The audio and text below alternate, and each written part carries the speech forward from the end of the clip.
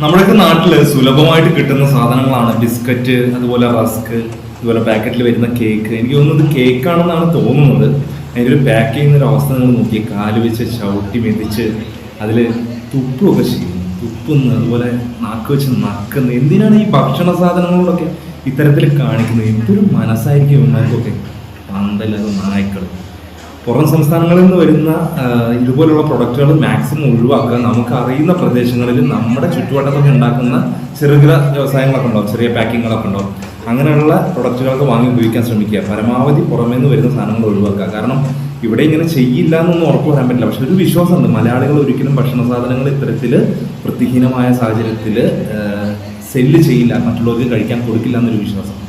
ഇവനൊക്കെ ഉണ്ടല്ലോ പച്ചവെള്ളം കിട്ടാണ്ട് ചാവുള്ളൂ. സത്യം പറഞ്ഞാൽ ഓരോരുത്തർ കഴിക്കുന്ന ഭക്ഷണത്തിൽ ഇത്രയും വൃത്തികെട്ട രീതിയിൽ, അറയ്ക്കുന്ന രീതിയിൽ പാക്ക് ചെയ്ത് കൊടുക്കണം. തെണ്ടികൾ.